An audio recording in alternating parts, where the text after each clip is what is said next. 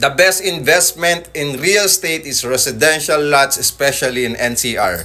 Okay, so yes, tama naman po Sir Ernie Chong. Okay, maganda naman talagang investment yung mga lote dito sa Metro Manila, sa NCR, yung mga property, condominium, mga house and lot.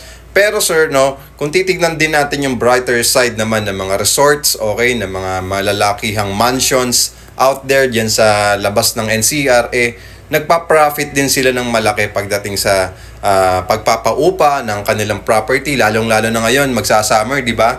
Yung mga resort, yung mga naggagandahang resort, talaga namang magandang investment din siya, no?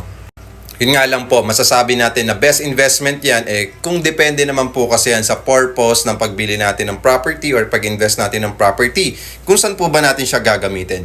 Pero for me, no, napakaganda talagang investment ang real estate. Any form of real estate, mapalote man, bahay, condominium, commercial, or resort type, okay? Napakaganda talagang investment ang real estate as long as na meron kang pambili, meron kang pang-invest sa property. Okay, maraming salamat Sir Ernie Chong.